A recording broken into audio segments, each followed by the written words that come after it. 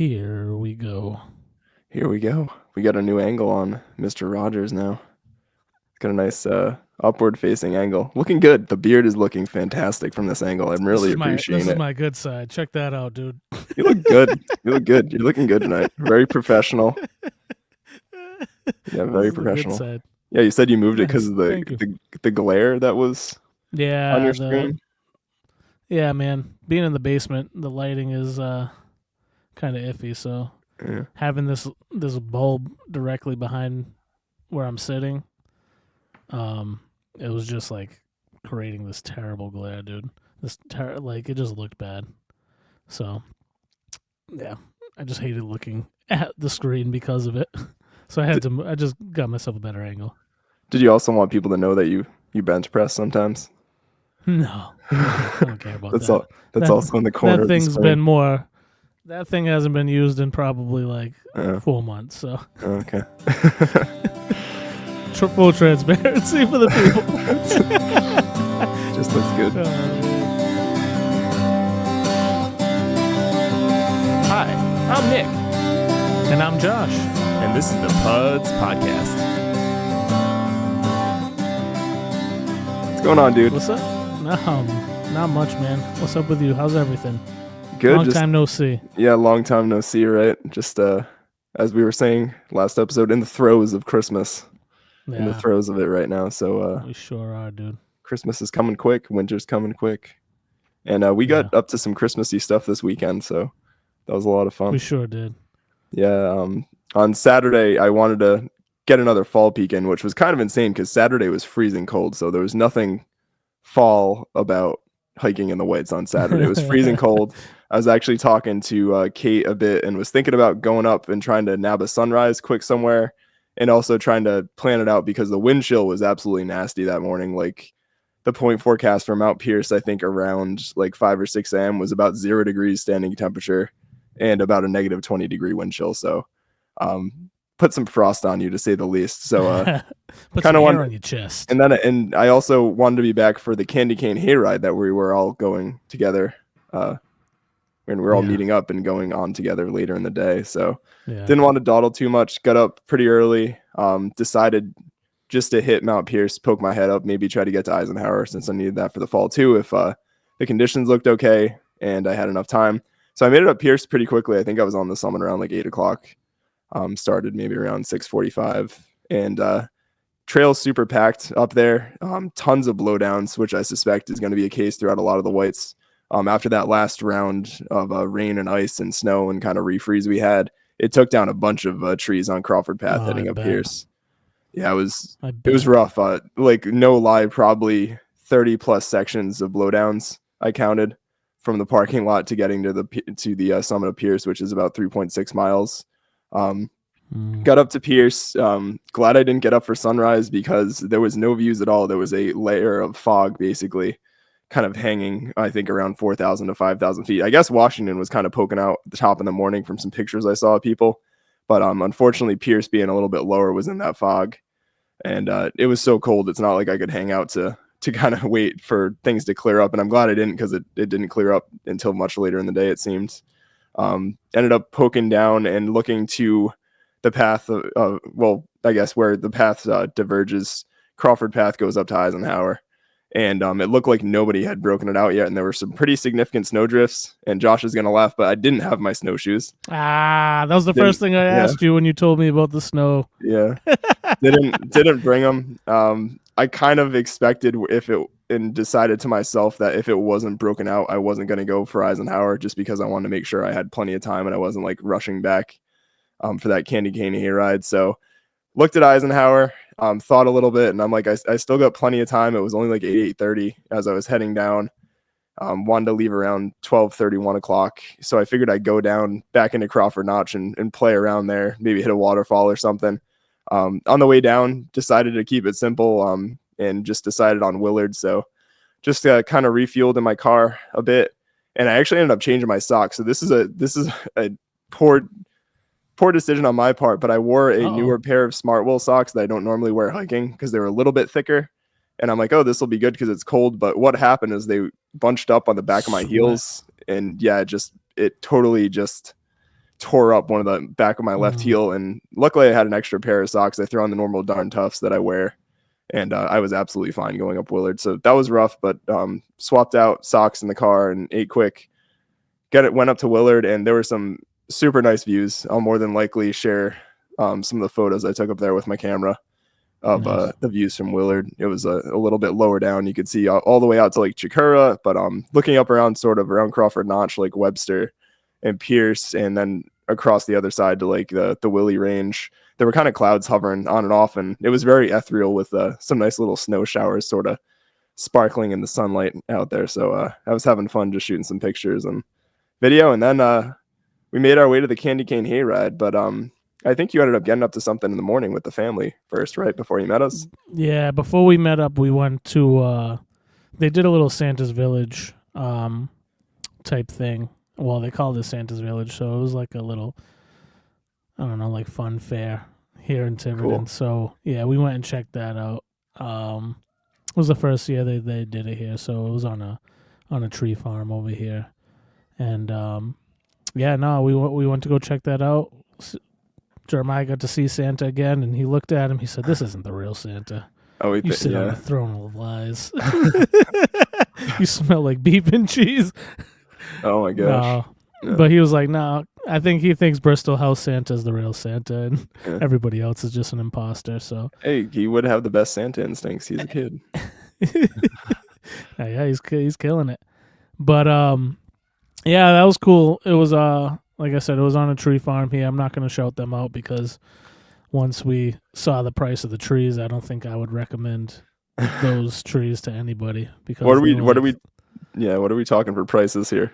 Oh yeah, it was like $300 for a tree, dude. That's insane. Like insane. I couldn't believe it. I asked you later that night because you have a real tree, so I asked you later that night how much you paid, and it was like it blew my mind how stark of a difference it was. Yep. And so I was like shocked. I was like, maybe this is the going rate for trees. Were they like 30-foot trees or something, or no? It was like just normal trees, 6 to 8 feet. Yeah, like, that's nuts, dude. That's crazy. Nothing spectacular by any means. So, yeah, but no, it was it was a free event. They had bonfires going. There was a DJ, and they had a fire pit and gave like free s'mores kits to the people that were there. You can make s'mores, and they had arts and crafts things for the kids to do. Like I said, you can go see Santa. They had little games to play, and then they did like a sleigh ride through the woods, which was really just a hay ride through the woods. And that was pretty cool. Kind of just sat and chatted with Melissa's parents joined us, so kind of chatted with my father-in-law for a little bit, and hung out, had some fun, made some s'mores, made some ornaments, and then we headed over to meet you for the candy cane train. Yeah, that was a fun little hayride. It's right up the street from us on 118, but N1 Farm they do hay rides during the fall too, which we didn't get to, but they do a little candy cane hayride, which I thought was pretty cool. It's an interesting little operation too. They've got like a little hayride kind of thing with tractor hayride, and then they have like this Bluetooth speaker on the back of it, just like plugged into like I guess it must be running off the engine of the tractor.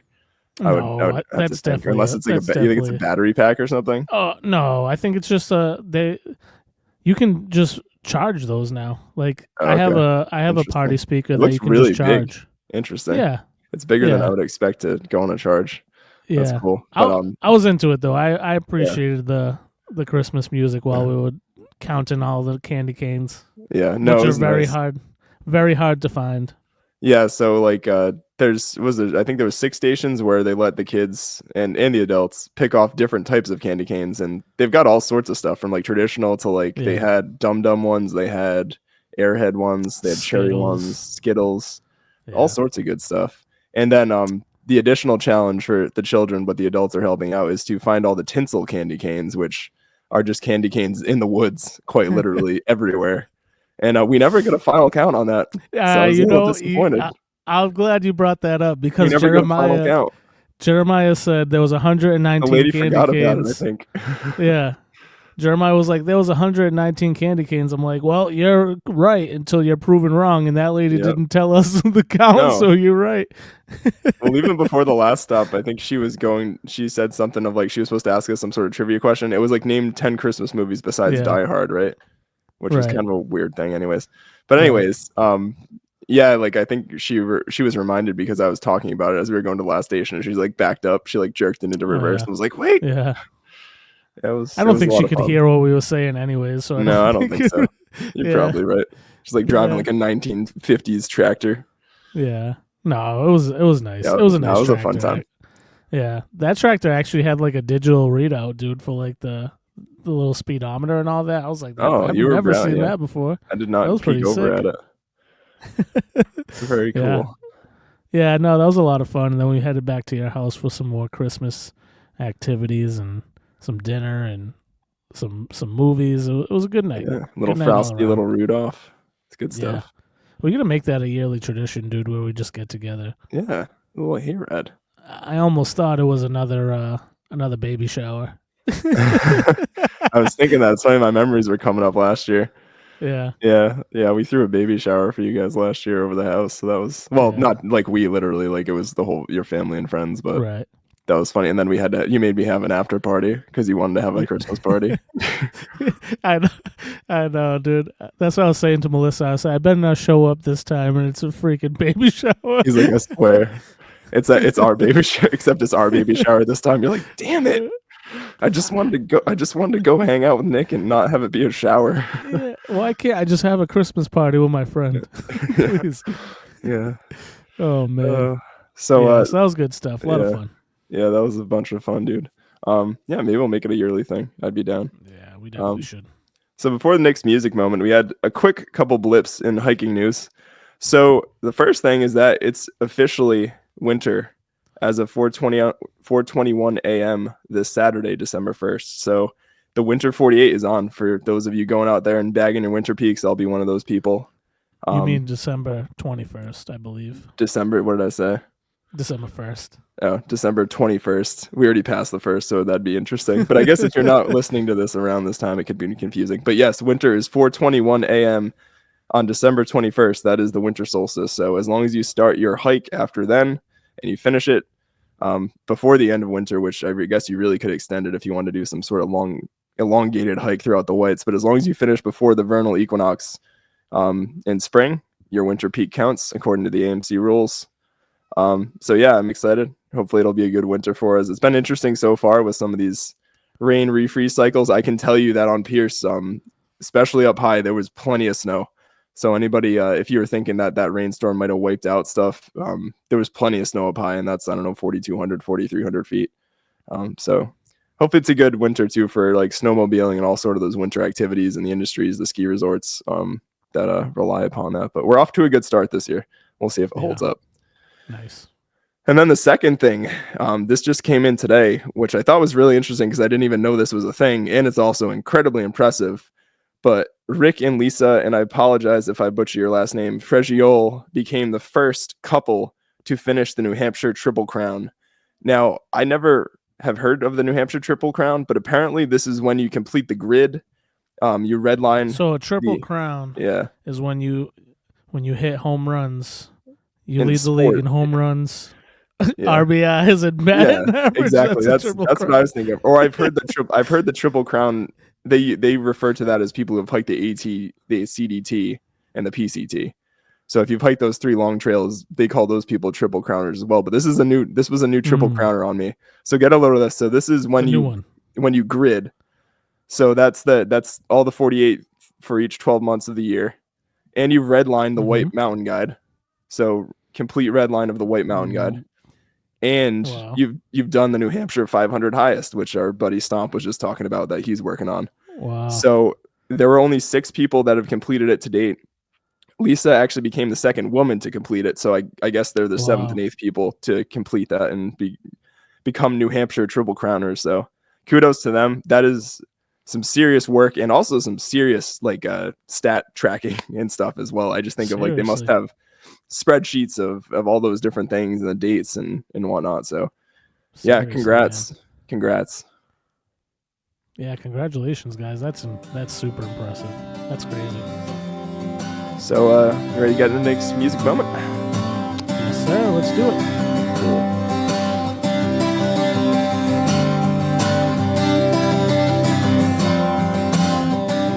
So Nick's music moment, as we know, is brought to you by Impact Botanicals. Nick, the holiday season is upon us. If you haven't gotten out there and gotten yourself some Impact Botanicals, what are you waiting for? They got their hand repair cream. We got some the working hands balm, the recovery aid. We got some beard oils. So if you're ready to harness the power of plants, revolutionize your body care routine, look no further than Impact Botanicals. As I just discussed, the working hand balms, if you're dealing with dry, cracked, or callous skin, the working hand balm is going to be your new best friend. Using the healing power of comfrey and calendula, it quickly restores your skin to its best condition and is ideal for those of us who are tough on our equipment. And if you're out there hiking during this winter season, you're going to want this to keep those hands from cracking. But that's not all. For the sore muscles and joints that you're going to have after a strenuous day, Recovery Aid is here to help. The complex formula is packed with an anti-inflammatory herbs that repair damaged tissue and expedite your recovery. And best of all, it's CBD-free and most effective when it's used regularly. Impact Botanicals products, as we discussed so many times, they're not just good for you, they're good for the planet too. As their products are organic, they're produced with solar power, and with every purchase, they remove a pound of plastic from nature and convert it into energy. So if you're ready to transform your body care routine, check out Impact Botanicals today at myimpactbotanicals.com, and you can use promo code PUDS, that's PUDS, for 20% off your order. That's myimpactbotanicals.com, promo code, PUDS, for 20% off your order. Excellent. So for tonight's Nick's music moment, I have the EP Stop At Nothing by the band Sea Lemon, and it came out in 2023. So first of all, I just love the name Sea Lemon for a band name. Sea Lemon is a great name. Their Instagram is like, it's a sea lemon, which I just think is... What is a sea lemon? I don't know what a sea lemon is. I actually didn't look if it's an actual thing other than the band name. I'm not going to lie. So, you know how I knew these guys were like pretty small and like a super indie band is actually normally I'd go on Wikipedia or something to get like nice little summaries of like where they came from and stuff. And Wild Pink last week on last episode was a little bit tough to look at, but there's not even a Wikipedia entry on these guys. Oh. So I had to go to their site, and thankfully they have an about page. Nice. So apparently Sea Lemon is the Seattle-based dream pop solo project of Natalie Liu. This EP, Stop At Nothing, is their second EP, and it was released with Luminell Records. And some of my favorite songs off it are Breakdown, Cellar, and Dramatic. So go on and check them out. I don't really have much more to say. I'm really, really liking this EP.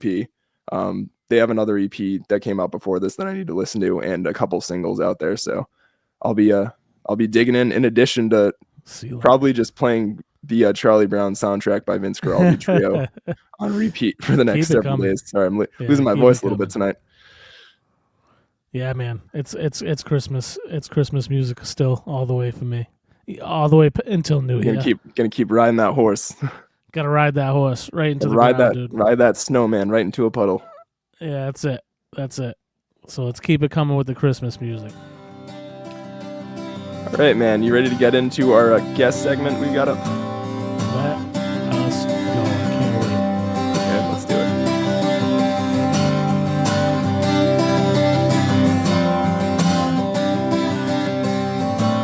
All right.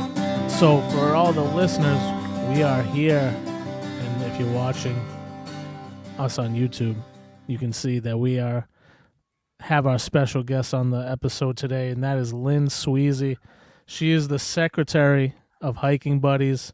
She is also a proud veteran of the Connecticut Army National Guard. Lynn, it's so good to have you on. Thanks for joining us tonight. Yeah, thank you, Lynn. Yeah, thanks, Josh. Thanks, Nick. I appreciate it. So what's up? That's a great start. I love it. Yeah, it's beautiful Thursday, you know. Yeah.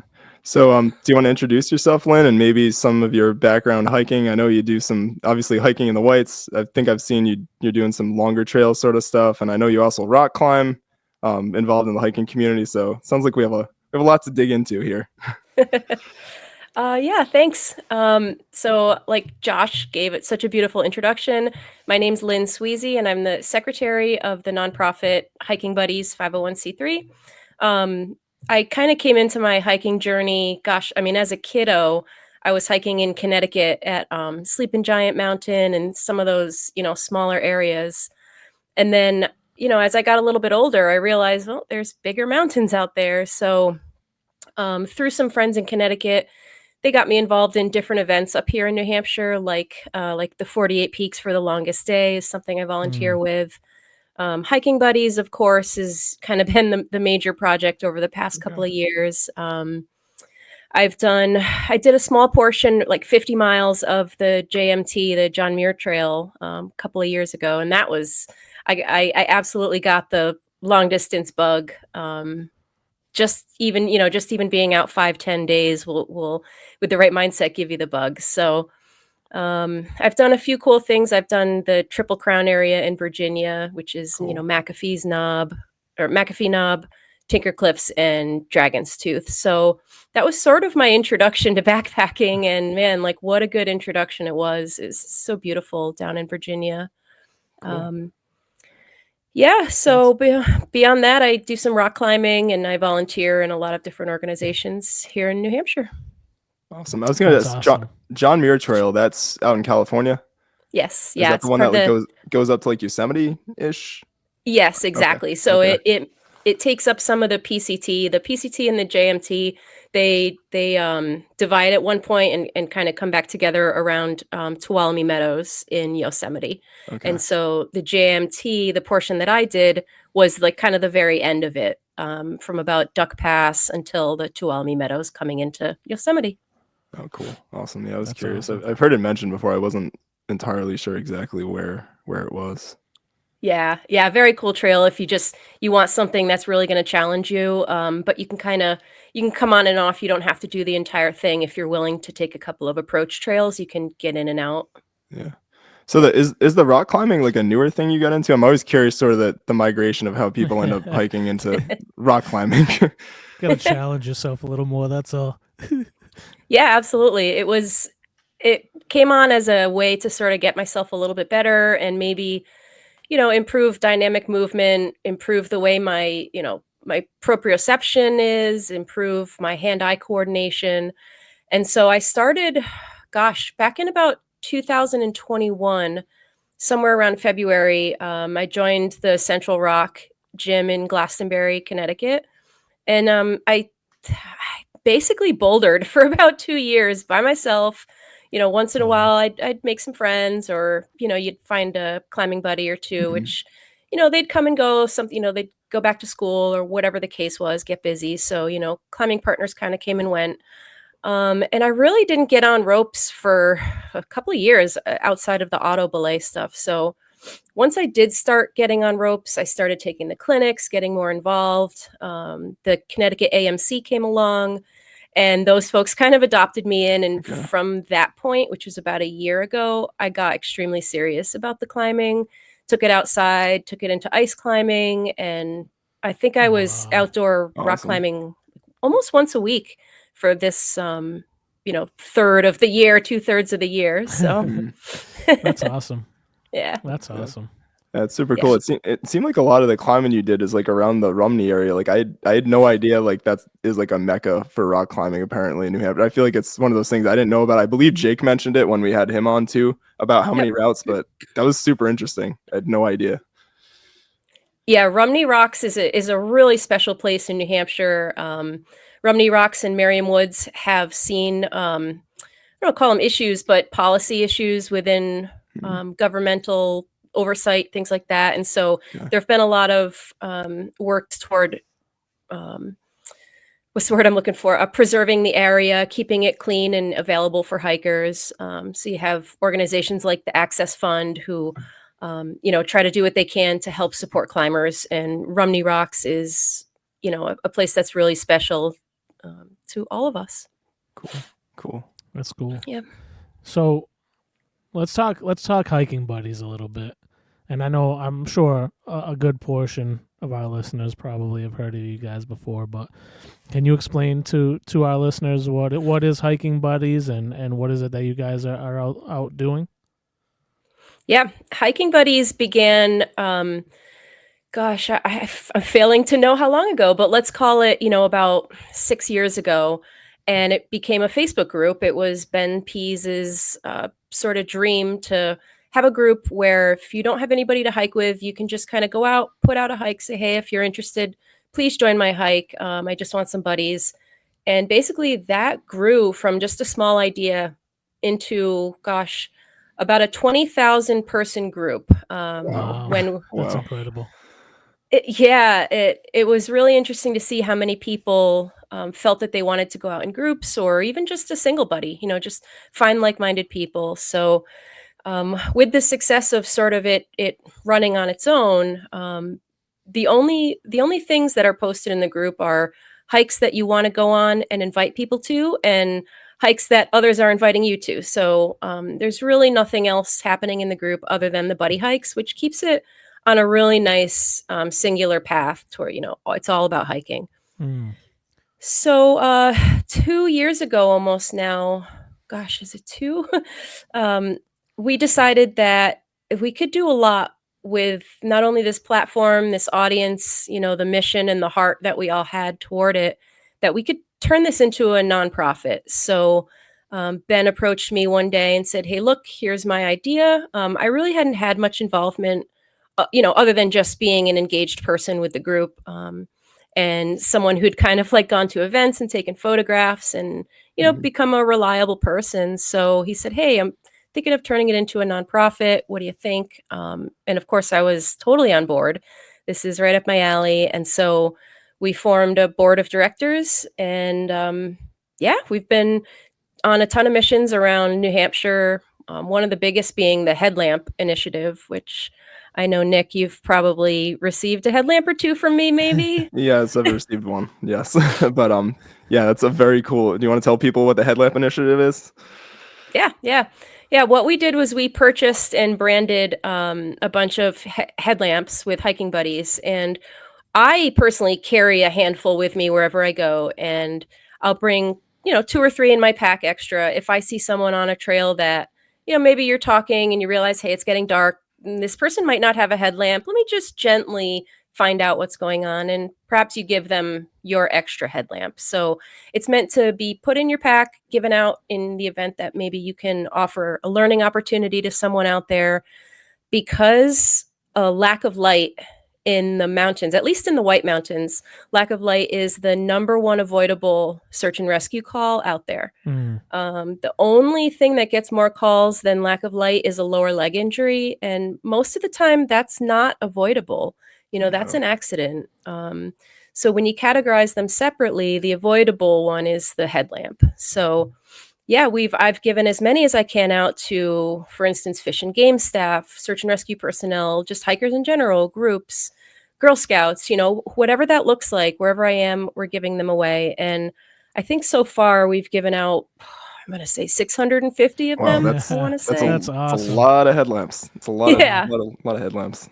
A lot of headlamps. What a cool initiative that is, though, because like you said, not only is it giving you the opportunity to maybe have a discussion with a less experienced hiker, kind of give some tips and things like that, but you're also potentially preventing some type of tragedy or some type of injury or a search and rescue. Like, what a nice double-edged. I don't think double-edged sword is the word, but it's just like a nice double benefit of you get to make a connection with somebody and give some insight and some feedback, and then also help them potentially avoid anything bad happening to them that day because of lack of light or something like that. That's great.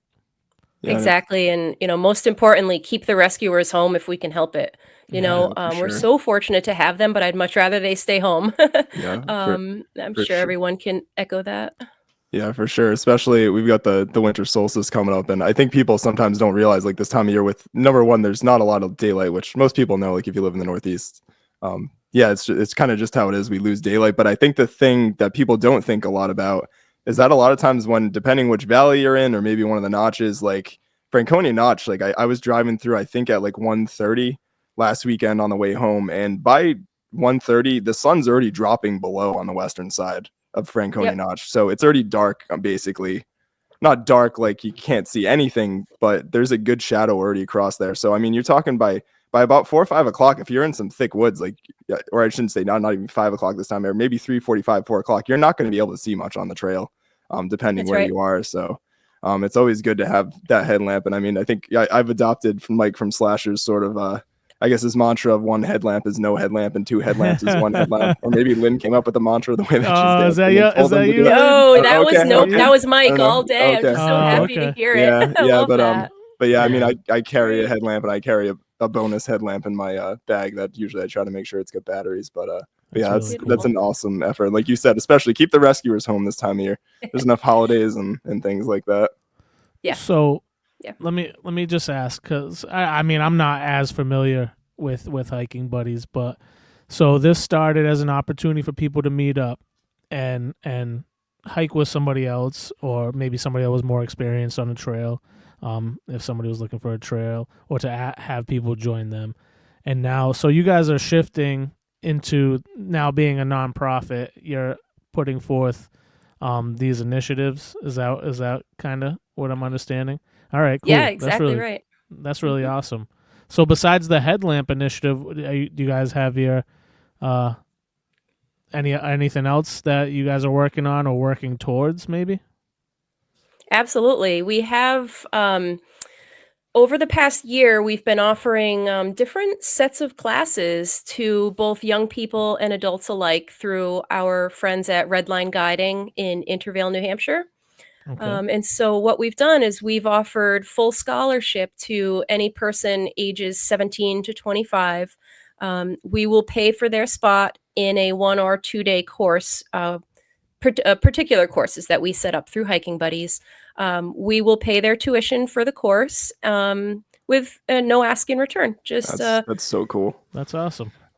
Yeah, one of the big problems we saw in going through this, when we went through our whole business analysis, and when you're turning into a nonprofit, you do just what you would do when you start a business. You do a SWOT analysis, you go through all these different motions, and you find out, where your weaknesses and your strengths and everything are. And so what we found that, one of our strengths is people, that we just have this amazing, outstanding community of people that will come together and kind of help teach each other and ambassador each other around the trails. So, something we found very important was just to try to educate the next generation. You can't know what you don't know. I think it's been said over and over, but we need to reach. It's one of my favorite sayings. I love it. Yeah, I don't know how to hammer it home anymore, but it's the trying to reach the people that they're not reaching out to us. So how are we finding them? So we're going at it in different ways. We're looking at Girl Scout groups and young people, college outing clubs, the Hiking Buddies group itself. A lot of folks have younger sons and daughters that are interested. So we've been able to educate a number of, we'll call them students, and then a number of adults as well. And the adults pay for their time there. So it kind of offsets where, the adults are paying and the students are not paying. So we really like that a lot. Yeah, that's so. What kind fantastic. I'm really impressed by that. That's cool. You talking about? Yeah, we have 2 very specific courses that we ran. One was a 3-season and one was a winter hiking. So basically in a 2-day situation, you'd have a classroom first half day and then a little bit of like outside, let's practice. Let's call it the winter class. The winter class would go over, using traction, choosing snowshoes or spikes. I think in some cases they went into sort of like a mountaineering tools, like an axe, but I think that's a hair more advanced, so I'm not sure how much of Yeah. that was included in just the basics, but Okay. like self-arrest is its own class. That's not something that could really be taught in an hour. So we try to keep it to the basics, and Mike Cherum does a really good job of creating a curriculum that's kind of just right for that beginner to intermediate level. And then like the 3-season classes, those can go over things like safe water crossing, campcraft, setting up your tent. How do I use an emergency bivouac, fire starting, just basically anything that'll kind of help you be really safe out there. That's really cool. Those are a lot of things that are taken for granted too. Yeah. Like how to start a fire on your own in the wilderness could save your life if you need it. But it's very taken for granted of how many people actually know how to do that. That's right. And most may know with good conditions, perfect conditions, no wind, no rain, no snow. I think many people, given a couple of tools, could start a fire, but it's, kind of when you get into those adverse conditions that things start to change a little, where having such a good knowledge enough where you can problem solve it is really important. So I think problem solving is a big part of it all. Yeah, diving into that whole like you don't know what you don't know kind of thing. Like I think of it even I hiked a bunch maybe a couple winters ago solo, and it's been an interesting eye-opening thing hiking with people that are more experienced winter trappers, and you learn sort of all these little tips and tricks that really you wouldn't know unless you were with someone. It's not common knowledge if you're going to Google that, unless you're probably digging on like Section Hiker or somewhere like that they might get into some specifics on like layering systems and things like that. So it's so cool that you're like helping to teach sort of younger folks sort of these basics, and I'm sure like they're useful skills to just know in general, especially if you just live in New Hampshire and you kind of deal with the cold on a daily basis. Yeah. So definitely. I think the thing that resonated with me that you just talked about was the fact that you're trying to get the people to come and do it. Because if I thought about it, what is it that I need to be taught about how to go hike? Like I can walk. All I got to do is walk up this thing. What more do I need? And you don't realize how much more you need until you go and you do something like that. Yeah. And how much more prepared you are. Yeah, and just a little bit of knowledge can go a long way. In for instance, myself and I'll get into this in a minute, but there's a winter safety event that we're doing as well, and in getting it ready, we've talked to Lieutenant Nealand, and one thing that he suggested is that he can simply not hammer home the hiking essentials enough.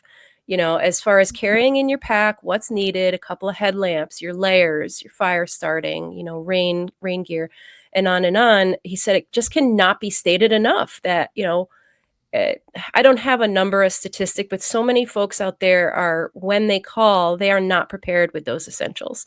So, I mean, even if we can just start there, that would be a good place. And it's not like you're talking anything crazy out of those essentials either. It's not like one's like a diamond or something. It's pretty, I mean, between water, a map, food, extra layers, like it's really basic things. But a lot of times I could see if someone's never hiked before, it's like you could forget probably 2 or 3 of those things pretty easily, or maybe not realize how bad you might need them when you do finally need like that extra layer or something like that. And you're like, oh man, I forgot my jacket in my car. This isn't great. But educating people on that is awesome. I have another question. I'm sorry, Nick. I'm like, it's all good. I'm like taking the reins on this one, but I'm very interested in this stuff, and I don't know if it's like I have a background in Boy Scouts. Like I did a lot of outdoor stuff when I was younger. A lot less now that I'm older, but my question is, I guess, how do you find yourselves as hiking buddies? Like, how do you find yourselves expanding past the borders of New Hampshire? Because I would imagine a majority of the people that are going up into New Hampshire and going hiking that are getting into trouble and don't know the basics are not from New Hampshire. That's just me guessing. I'm just guessing. Because they're not exposed to it. And that's just because it's like telling somebody, hey, watch out! Come if they're at Horseneck Beach down here in Westport. Oh yeah, like, watch for the riptide. Watch out! Watch out for the riptide. Well, what do they know about a riptide? They've never experienced it before. You know what I mean? Yeah. Yeah, it's a good point. So, lucky me, I live in Connecticut, so I'm not actually placed in the Whites. And okay. yeah, so this all comes, when I do the work that I do up there, I'm generally commuting back and forth for events and hikes, things like that. But what that lends me is the ability to talk within the other groups, like the Connecticut groups and stuff like that, where, a lot of the groups run the same. You really can't sell things, you really can't, do that. But it does get talked about. Like I have seen in the Connecticut groups, hey, I'm looking for somebody to hike with. I want something more challenging. And assuredly, someone will comment, hey, check out Hiking Buddies New Hampshire 48.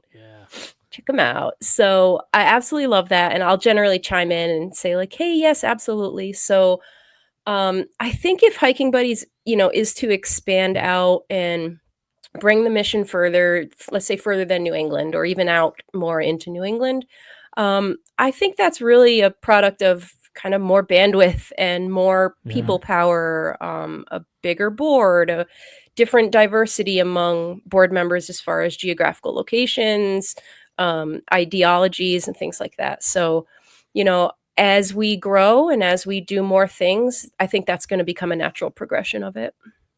We'd love nothing more than to see you guys grow, trust me. Thank you. Yeah, I hope so too. And I can see it. Even though I'm right in it, I can see all the growth. So. And did you want to hop in a little bit too, like what it's actually like to go out? So is it you just go on Facebook and you can pretty much post and it like prompts you for all the necessary details on your hike? Yes, exactly. So you would go into the Hiking Buddies group, and then you would go to the events tab, create a new event, and then just like you might put up a party or something on your own Facebook, it's, the event asks for a name, a place. In the details, we ask that you put some information regarding your pace, your distance, and your difficulty. Okay. So just so we kind of have at least a similar idea, you may want to put that your average hiking pace is 1.5 miles an hour uphill and 2 miles an hour downhill, let's say. So that way you don't have one or more people on completely opposite ends of the spectrum for the hike. Very cool. Excuse me. My voice is fading here. Very cool. like whoa. Cool. Nothing came out. What was that, Nick? Nothing came out. That was creepy. Hey, were you whispering to us, or what was that? I was talking, but my voice wasn't there. Did I make a funny face? Or what happened? Very cool. Yeah.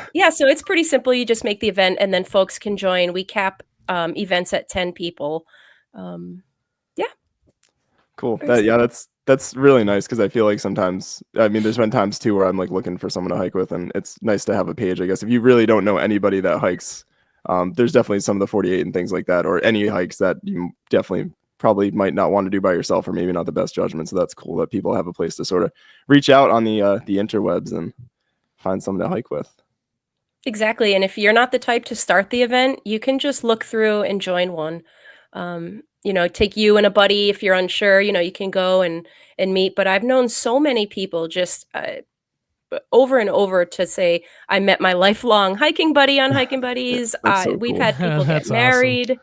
We had our first Hiking Buddies baby recently. Like, so cool. So let me ask then, I guess, where is it that you guys get the funding for these things, these initiatives that you're putting out? Yeah, good question. So when we first became a nonprofit, we had the event called Emily's Hike in our first year. And that was a peer-to-peer fundraiser. So that's you going out to your, we'll call it constituency, the people that you know, and saying, hey, would you please donate to my hike? We were able to raise a lot of funds. Some of the funds went directly to the Emily Sotelo Foundation. And, with the rest of it, we use it exactly like I said. We send students through Redline Guiding. We did the Headlamp Initiative. We offer virtual presentations when we can. Like we've had Ty Gagney. We've had Jeff Fonjamy from the Mount Washington Avalanche Center. So we try to bring in these folks that can do little educational series. And And then I'm also starting, we're creating a winter safety event in February down at the Barn Door Hostel. So, so far, those are some of the major initiatives, and we think we're going to have a really great 2025 too. Cool. And as far as the Barn Door Hostel thing, what's the best place to find information for that? The Hiking Buddies website or Facebook or? Yeah, the best place right now would be the Hiking Buddies Facebook page. Okay. I do have it on, well, we have the group and the page. So the page has the 501c3 after it, and then the group is just Hiking Buddies NH48. So social media right now, I did start an Instagram page for it's called the Snow Safe Summit. Okay. And so I started an Instagram for it called the Safe Summit Series. And what we hope to do is not just do this one winter safety event and be done with it. We do hope to provide further events in the future that go over safety practices among many different disciplines. So yeah, it's going to be a great one. Yeah.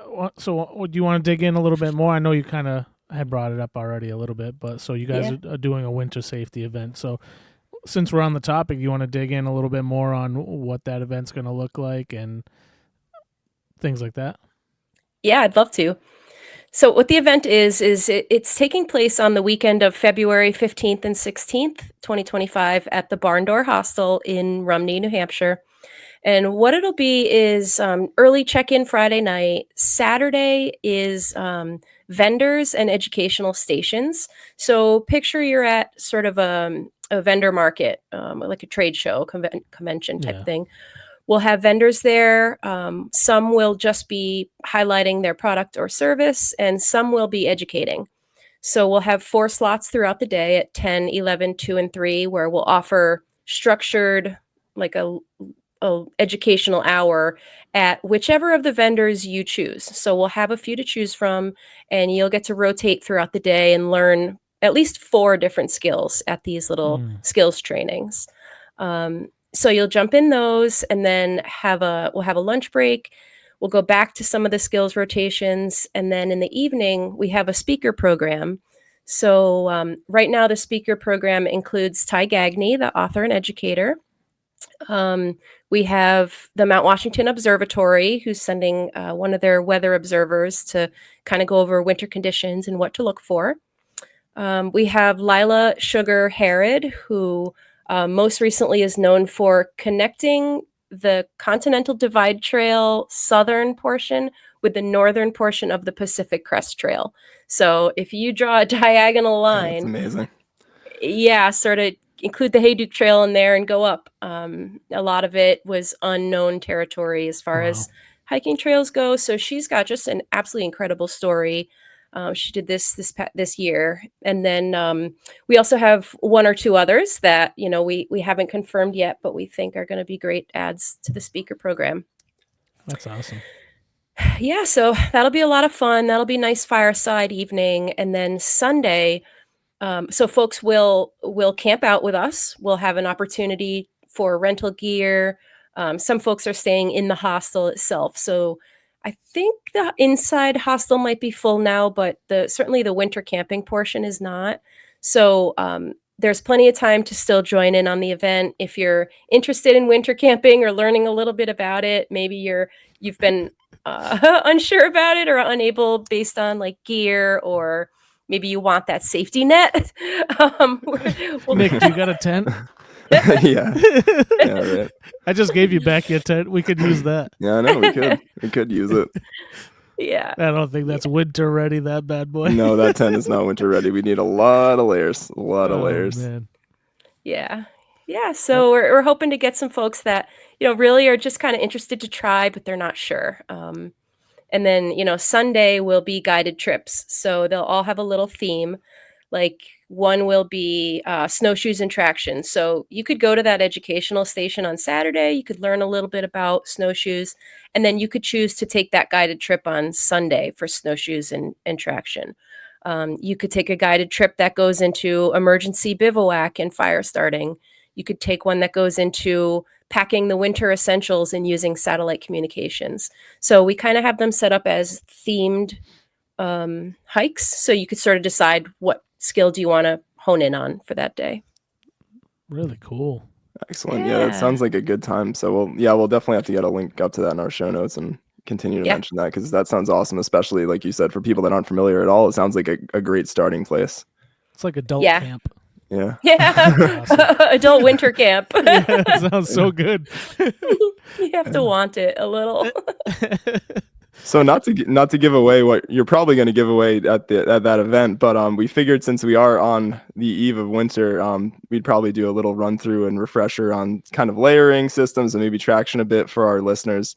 I'll throw up it in the show notes. I'm not sure which episode it was, but I believe Ash and I ran down a real quick episode last year talking kind of about layering and stuff, a little bit more in depth. But I figured it was as good a time as any, since we're already in, and actually there's tons of snow already up in certain areas in New Hampshire. So it's maybe even a little bit behind, but do you want to, maybe we'll kind of dive in to talk a little bit about sort of layering systems and kind of managing your body heat and how that's different in the winter from the other three seasons of the year, I should say. Definitely. Preparedness. You know, one of the things and you've talked about it a few times, obviously, is layering. And I think we all know, you know, base layer, mid layer, outer layer, rain layer. We kind of get that. But one thing I think that gets lost along the way is the why, right? So of course you're layering to stay warm, but really why? You're layering to create warm air inside of your layers. So one really important thing about layering is to leave room between layers. If you are just stacking layers and they're super tight to you, that does nothing for being able to stay warm and create sort of that warm air system between your layers. So if you're going to layer up, size up when it comes to your puffy jacket, size up again when it comes to your rain layer. You know, I'm typically a small to medium size. My rain layer is a large, absolutely. So you want to make sure you're leaving room. Same thing when it comes to socks. Myself and others that I know, we layer our socks as well. We use Injinjis and then some sort of wool sock or synthetic. Injinjis? What is that? Actually, yeah. So Injinji is a toe sock, basically, and it's a synthetic liner sock. They do make non-toe, you know, what to do with the toes cut out if that's not really your thing, because it kind of freaks some people out. Not my thing. That you know of. Yeah. Yes. I've not tried an Injinji yet. I've not tried an Injinji yet. So I should realize. You might realize you got a toe thing, Nick. Any hoots. Back to the socks. Yeah. So this is too good. So gosh. One thing I found also, sizing up socks. So, you know, I have accidentally put them through a hot dryer cycle or a hot water cycle by accident. So I have consistently shrunk socks in my life, especially wool socks. So I'm really good. I'm good about it now. I do cold water and a cool dry. But when it comes to socks, size those up too, because if they're compressing your feet, and remember, your feet are going to swell. They're in that shoe there, excuse me. So make sure you have room for your feet to breathe as well. So you've got the Injinji sock, which should be a nice fit, but not compressing. The worst thing you could ever do in winter is compress your skin, your body, because you don't want to cut off blood flow, especially to hands, feet, any extremities. So size up your sock and size up your boot. Go an extra half a size than you think. You know, I've always sized up a half a size or whatever until I really understood that if I size up even more, I'll stop losing toenails. And then once I got that, I never lost a toenail again. So that's my plug. Go a half a size. Don't lose toenails. Even further. No. It's funny though. I mean, I haven't had that happen. Luckily, I've never lost one, but I know many people who have, and it's funny too. Like I've seen it happen before, where I had a friend that didn't hike as much, and they're like, "I think it'll turn black and blue. Is it like going to grow out?" And I'm like, "No, it's just going to fall off eventually." Like, wait, and it could be a couple months, and maybe it falls off. But yeah, it's tough where you just mash those toes kind of coming down. I did want to just throw in a little bit with a lot of people too. Like I remember when we started, we actually didn't have full insulated winter boots, which I think is probably not uncommon. Like we'd use our 3 season like Merrells or whatever we had at the time. And there was always this methodology of like, oh, I need to put more socks or toe warmers, and we used to layer with that. But a lot of times, to your point, you end up not doing yourself a favor, because if you constrict that circulation in your feet, then your feet are going to get colder easier. And I think a lot of people, until they maybe try their first pair of well-fitting insulated boots, like I have like 400-gram Keens, and you can pretty much wear, like I don't really wear an extra sock or layer than I would the rest of the year. That insulation allows it, kind of just resolves it and kind of takes care of it. Maybe I'll throw in a toe warmer if it's like a really cold day, but I actually had a funny story where the first time I wore these boots, I was going up to Pearson Eisenhower. It was a very cold January day, but I put toe warmers on and layered my socks like normal. And I actually had to like straight up, it's like stop on the trail halfway up and take the toe warmers off. I don't know if you can get like a rash from the feeling or whatever, but my toes were uncomfortably warm with the toe warmer underneath them. So I actually just, and like people came upon me like on trail and they're like, are you okay? I'm like, yeah, I'm good. But I was just like ripping off socks, ripping off the toe warmers, putting my boots back on. But yeah, that was fun times. But again, it's the more you know. It'd be good if I knew about that ahead of time. It's interesting you said that, because I found out the hard way. I put toe warmers. I was wearing my Bluntstone boots one day, and those are not breathable in any way, shape, or form. Okay. So my toes were cold. Like, oh, let me put one over my sock. It's not on my skin or anything, but it's in a shoe with no breathability. And I actually burned my my toes a little bit. Wow. So you actually can. I'm glad I stopped. But I remember it's weird to describe to people too. Like the feeling, it felt wrong. Like it felt like I needed to take the toe warmers off my feet. And like you said, not directly on it, but that's interesting.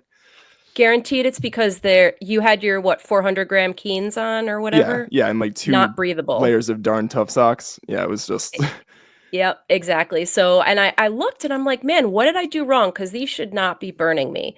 Yeah. I know how to use these things. I've used them a ton of times. So I looked, and literally like one of the last things that it says on the back of the packaging is only use a breathable shoe. So it makes total sense, but I hadn't thought of it. And I did get a little burn, and it wasn't pleasant. So yeah, be careful using toe warmers and anything other than something very breathable, which just about gets rid of all winter hiking shoes. Yeah, no winter hiking boots. Yeah, I mean, unless you have like a Raynaud's or something, your body should be able to take care of that on its own, given that it has room to move around and create warm air through friction. So, it's as important. It's like the R value in your sleeping mat. The higher the R value, the warmer you're going to be. It's because of its ability to create a warm air system inside of it that stays trapped, that stays next to your body. So it's the same principle with every type of layering you're going to choose. And speaking of kind of this whole idea of your body doing what it's supposed to, I think one of the most difficult things, and I mean, I'm still working on this as sort of a fairly new winter hiker when you think of how many winters I've been up in the Whites doing it. But the whole idea of like using your body to heat yourself, like which sounds kind of weird, but like you have to use your body. That's how it works. Almost as your own personal little heater. You are a heater. That heat. Yeah, and I mean, I think I read somewhere, and I'm not fully pulling this out of thin air, but it was something like when you're moving and you're in vigorous exercise, your body generates like 2 or 3 times the amount of heat it does when you're at rest, which is very significant when you think about the warm air just that you're surrounding yourself with and your body releasing that energy. But like it's always interesting hearing like what works for different people. Like I know like it can be pretty cold, and like I pretty much have it down to where I'm wearing like maybe like REI's sort of insulated like soft shell pants in my boots, and I tend to alternate between like a 200-gram Smart Will top and like a fleece vest. I'm actually wearing a fleece vest that I like to hike in a lot now. I find that works for me. Some people run a little bit colder. It's not like there's not, I guess what I'm saying too is there's not like a one size fits all for maybe what you want to start and what you want to hike in. Definitely. Think about how hot you get in the first 10 minutes on a hike. I mean, the whole be bold, start cold. I'm sorry. I've tried it. It's just not there. Like, I need to be a little cozy, but I do tell my hiking partners, like, look, in 7.5 minutes, I'm going to have to stop and delayer. So maybe one day I'll be bold, start cold. Yeah, Yeah, I tried that in the parking lot last Saturday, and I didn't make, because I'm like, especially Crawford Notch is always windy as hell. It seems like whenever you get out there, and after you're in a warm car, I couldn't feel my fingers within probably about 5 or 10 minutes of standing outside in a vest and like a long sleeve shirt. So yeah, I'm like, I need to throw on my puffy, but like you said, I think maybe 5 minutes, and I'm like, okay, I'm warm, I'm good again. But it's really important to making sure that you're dumping those layers when you do get hot, because there's this whole cycle too of, if you get hot, you get sweaty. And I can promise everybody that it absolutely gets cold enough in the whites where your shirt or your vest or your jacket, if it's wet, will freeze solid. It doesn't matter. I mean, maybe Gore-Tex won't, but I actually, this fleece vest I had on was from sweat, was pretty much soaked, and I've kind of gotten the habit of I change into something else and kind of rip it off, because I know it's going to freeze up on me if it's a really cold day. But it's kind of insane, the amount of moisture and everything too. But managing that, I've found also that it's just a continual learning experience of kind of what works for you. It's a really good point, because you think about your winter pack and, okay, you're going to bring extra socks, probably extra gloves and hat, things like that. But you might not consider taking an extra base layer with you when that's the thing that's going to be getting wet if you're sweating. You can mitigate by taking off I never hike in a puffy, but you can mitigate it by taking off your mid layer and stuff. But by the time you get to the summit, chances are your base layer might be a little bit wet. So consider putting an extra base layer in your pack also, just for that reason. Yeah, that's a big point too, is just make sure you have the layers to put on, take off, whatever. Don't be afraid to throw a little something extra in your pack. You can always take it off and put it away if you need to, but you can't put on something that's not there. No, in the military, it was always one for you and one for your buddy who forgot. So I try to bring one or two extra on things when I can. Yeah, that's a good point. Yeah. I tend to pack pretty heavy. Like, speaking for myself, just for what I usually take for layers, I kind of mentioned what I have at base, but I'll pretty much grab a puffy, just an REI standard puffy. I've got a Gore-Tex shell jacket, and like you said, I sized up. I'm normally a large. It's an extra large, so that I can fit plenty of layers underneath it. And I also carry an extra vest, fleece vest, to where I do carry an extra base layer now. That's a change I kind of made midway through last year, because as much as it sucks to rip your shirt off really quickly, maybe before you hit tree line or something, if it's soaked enough, you're absolutely going to feel better as soon as you get it on and you're dry, which is always nice. And it's fast too. The difference you feel is so quick. Just get it done with, Yeah, it kind of looks counterintuitive, I guess, at first, if you come upon someone like changing and it's like -5 degrees out or something, but just trying to manage that heat. And then I usually do carry, I kind of swapped out. I used to wear I had a different wool hoodie. I actually did pick up, not to plug Virgin Outdoors, but I do love a lot of their clothing, and I have a Highlander hoodie from them. Yeah, we'll plug them, but their Highlander hoodie. They don't pay us. Maybe not you. Never know. Well, we're plugging them. I enjoy. No, plug them away. Away. A nice business based in Lincoln, New Hampshire, but I picked up one of their hoodies last year, I believe, around sort of the Rescue Me 5K, and that thing I really enjoy too. But again, it's like sort of just a wool synthetic hoodie, and I find it makes a really nice mid layer, and it's coming nicely. And the other thing, my packet extra thing is I take like 2 or 3 pairs of liner gloves. I take mittens. Yes. Mittens are much better than fingered gloves if it's really cold. And I'll also take usually like a backup extra, like usually I think I had 3 hats pretty much between what I was wearing and 2 in my pack. And also, we won't get too much. We're going to talk about equipment a little bit, but extra goggles, things like that as well. But it's always want to have extra stuff, because like we were just highlighting, if it's not there, it's not going to magically appear in your backpack when you might be looking for it. Yeah. That's right. Yeah. Goggles have become a non-negotiable in my winter pack. After hearing a story of someone who couldn't use their eyes in a situation like that, imagine just being able to, what a difference that could have made. So I put it in my pack at all times now. Yeah, and we can segue more into equipment now, because I want to keep on the goggles thing, because I've heard before that your goggles can freeze up, and actually on that same hike that I had the toe warmer thing happen on, I did Pearson Eisenhower. It was a pretty cold day. And I actually had my goggles start to frost up on the top of Eisenhower, which was not fun. Wasn't great not being able to see where you're going. I already was kind of on the summit when it started happening. But again, you've got that moisture and it hits your goggles. And I made which is, I wouldn't say it's a rookie mistake because it's just intuitively where you usually put your goggles if you've ever skied or snowboarded. But if you put your goggles on your head, like on your forehead, the worst place, I did that once to poke out, and it'll immediately steam up. And if it's that cold, your goggles will completely frost up on you. Maybe if you have some of the nicer ones that are a little bit like there's more room between your forehead or your face and the edge of the goggles, it's a little bit better. But I'm also in the habit now of if I go above tree line and I know it's going to be really cold, I throw in 2 pairs of goggles. I have like a cheap beat up pair and I have a newer pair. But again, one of those things that I'm like, how can that? And I'm like, oh crap, it's happening to me right now. Kind of one of those situations, which was I was a little taken aback by, but more wiser for it for sure. Yeah, you need some field experience with these things. And I know we're about to go into gear, but the point of always testing your gear before you need it to be in use is so vitally important. Even just goggles, practice in a trail near home when you have a safety net. Don't let that first time out be, the one that really puts you in trouble. So good point. It's good that you learned that. Yeah, I mean, liner gloves too are a big thing too, where I find a lot of times if you're looking to use a touch screen on your phone for pictures or something like that, a lot of times they don't work as advertised, I've found. So that's one of those things I'll usually test out at home.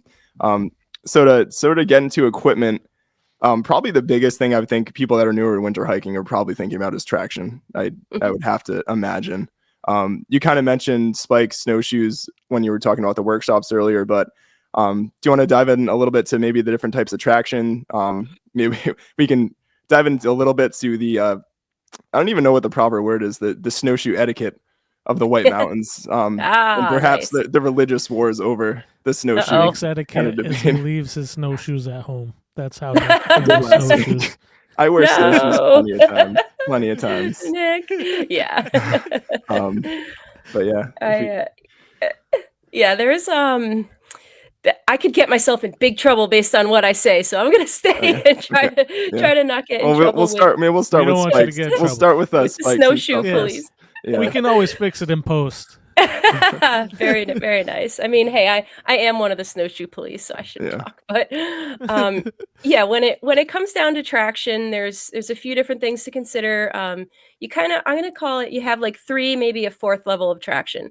You have the things that you're using outside to take your walk at home, like maybe nano spikes, exo spikes, yak tracks, that kind of thing. That's what you're using on pavement. When it comes to hiking in the whites, the bare minimum is going to be microspikes. So technically, Catula owns the term microspike, and Hill Sound calls their microspikes trail crampons. So it can get a little bit confusing between microspikes and crampons. What are the actual difference? But your crampons are going to have a much more aggressive set of teeth. They're usually set apart a little bit wider, whereas microspikes tend to have a few more of them, but they're smaller. For me personally, I find that microspikes, and I'm just using that word as spikes. I know it's So for me, the spikes themselves, they tend to ball up easily because of how close each of the spikes are to each other, whereas the crampons I find don't ball up with ice as much because there's a little bit more room in between. You'll still need to it's good to have trekking poles with you when you're using traction just to knock off the bottom of your traction devices. So even if you're not a person that's using trekking poles, if you're using traction, it's great to use them as well. So that's a nice little tandem. So you have kind of your pavement spikes, then you have regular, we'll call them microspikes. A little more aggressive are crampons, and then you have sort of like the mountaineering stuff, like the K10s, the KTS, ice spikes, ice climbing crampons and things like that. So typically, unless you're on a Lionhead winter route on Mount Washington or something, chances are you're not using anything more aggressive than crampons. And if you are, you'll know it. And if you're not sure, you probably shouldn't take it on because in order to be at that level, you need to have the knowledge to discern which is what you're going to need. So I typically stick with crampons in the whites. Yeah, and I was gonna probably say worth mentioning too, like once you get into like gravels and like real mountaineering crampons, they're a lot different to put on. I actually don't own a pair of the mountaineering crampons. A lot of people that I've met, I have K10s that I've only had to use maybe a handful of times. Yeah. But those fit on a little bit more akin to like Cachula micro spikes are more like a rubber gasket that fit over.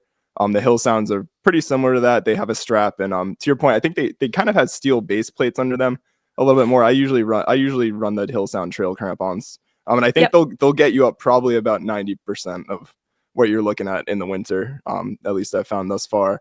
K10s fit on a little bit more like those, but yeah, like a lot of people to me have recommended the K10s, at least for most normal hiking in the whites, just because crampons can be a lot of, like, to your point, like you have to have some experience putting them on. It's not, and again, harkening back to the testing equipment, like make sure you test these things at home and put them on. Don't put on micro spikes and like walk across your hardwood floor. Because you won't be happy. But if you do have a chance, definitely at least figure out how they fit on your boots. If you're lucky enough, you got snow outside or ice or something, like just give them a whirl out on that. So that when you need to put them on and it's cold and maybe you don't have the best dexterity, that you're able to, and you know what you're doing and not putting them on backwards or something like that. Yeah, I think two important things to mention would be when you're at the store to buy your spikes, bring the boots that you're going to wear. Try them on in the store. This is something that you need to fit exactly. If it's too big, they're going to jingle. The snow's going to get under them. If they're too small, they won't get around the heel and they'll slip off. So number one, bring your boots with you to the store. Number two, if you're going to have spikes on, bring zip ties with you. So if you have a failure in a crampon or a spike, man, that could be completely detrimental. Could be very bad. So just a couple of zip ties could potentially mitigate those issues for you with the chain links. That's a great point with those zip ties. Yeah, they're something I haven't carried in my bag, but I'm gonna add them this winter because I've seen so many posts of people where your spike just goes, again, it's rubber, so it dries out over time. It's kind of inevitably rip. So it's good to have that zip tie to safe, because if you're walking down ice and you're on top of something, it can be maybe borderline impossible to get down safely without spikes, to be truthful. Definitely. I had a link open on me once. Like I think it was just open a hair, and like, the inside of your shoe catches the other one and you're like almost face planting, but it opened up the link on me basically because it was so much pressure. So at that point, I was kind of in trouble. It was still working, but at that point it was when I put the zip ties in. Yeah. Like, just in case, we'll throw these on. Could have been a lot worse. Yeah. Yeah, I've had I was going to say one fun story I had with micro spikes is, and this isn't unusual, but there is a weird phenomena where you can end up with a stick or like a branch that gets through the snow and plunges under your micro spikes and then like whips back and forth. And you kind of just end up on the ground. So that's also kind of a fun thing with spikes, where you make sure you pick up your feet before you're placing them in the snow and don't shuffle like me and end up on your face in the snow. So yes. Yeah. I find that your gait changes just a little bit, like it gets a hair wider. Yeah, for sure. Just like it would with snowshoes, which if we're ready, that's a good segue into snowshoes. I was gonna say, let's do it. When do we want to wear snowshoes in the whites? Or anywhere where there's snow, I should say. Yeah, it's a tough, there's really no rule of thumb. I'll start by saying, like in the Adirondacks, for instance, it is absolutely required. You cannot enter those mountains without putting snowshoes on. And a brief aside, because I've heard people like, oh, does that really happen? And I have gone out of Marcy Dam 2 or 3 times early morning in the winter, where it was like a Thursday one time when me and Ash did Marcy, and there was a ranger there at 4 a.m. checking to make sure people had snowshoes, and he was giving out tickets to people that didn't have them on their back. And he even freely admitted, hey, you're probably not going to need these for 2 or 3 miles in, but you will need snowshoes as it gets up higher. Just wanted to mention that it is very much a thing. Yeah, absolutely. So given that there's no real rules in the White Mountains about it, I think something important for people to know would be if you're making boot prints that are, I don't know, for me, like above the ankle, if it's touching the midpoint of your boot or even a little further, that's 4 inches, maybe 6 inches. Yeah, something like that. I feel like that's the point where you should start considering it. I mean, you can think about the texture of the snow. I mean, if it's super fluffy and it's just moving around, I mean, maybe it's not such a big deal. But what you don't want to do is prevent that, what they call the monorail, from being built. And the monorail is just what it sounds like. It's a nice long path that fits snowshoes where chances are the sides are built up because it has been created as a sort of It's not like a tunnel, but like a a half tunnel. trench, like a nice trench. Yeah, like a nice wide trench. So we'd call that the monorail. And so in the beginning, it's really important to have a good base. Otherwise, what happens is people will post hole. So they'll put their boots all the way through the snow. And if the snow is able to be compressed and stays that way, those holes stay there, right? So now you've got these gaping holes in the snow. Now another snow comes, right? So now you've got 3-4 fresh inches over top, and you just have these hidden post holes everywhere. So that's the real danger. Waiting to happen. Literally. It is a broken leg waiting. So I know people feel one way or the other, like, oh, don't tell me what to do out there. But listen, like, if you're someone that's out there post holing, just consider waiting a couple of days even, because chances are people will go through with snowshoes in that time. I'm not saying don't hike it, but if there's the chance of post holing, maybe consider staying lower, and just let the snowshoers mark out the path. And then once it's a nice, settled path, then you can walk on it in traction. But usually that doesn't happen for a little while.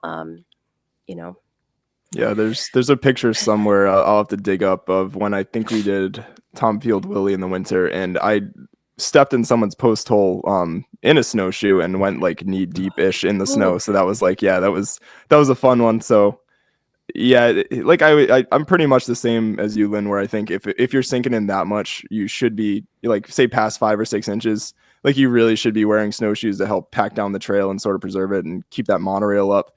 It is amazing to me some of like how deep some of the post holes that you'll find in the whites in the season, where it looks like people are like post holing almost waist deep and they're still trudging up the mountain. And usually it's pretty rare you don't see people turn around if they're doing that, but you're also expending a tremendous amount of energy. That's what always impresses me, is like, I'm like, wow, they kept going, they kept trying, they got this far.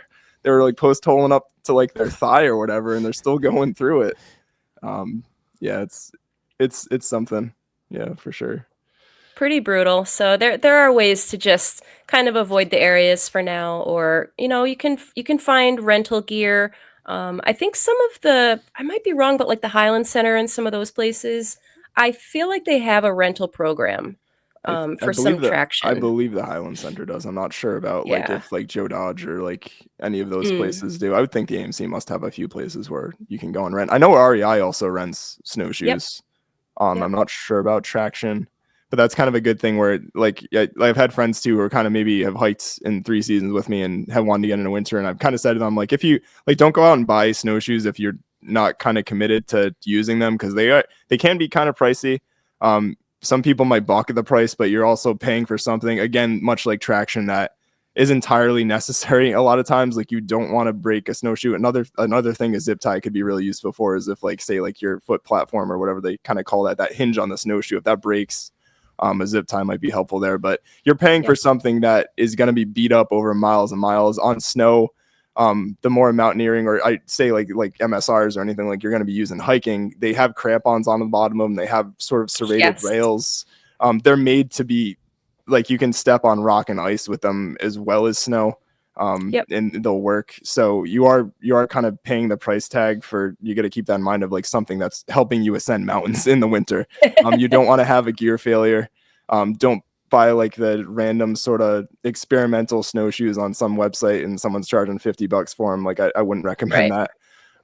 Go with something that's reasonable. And if you want to try it before you kind of get into purchasing a pair, I highly recommend, like Lynn was saying, like, go out and rent them and test them out.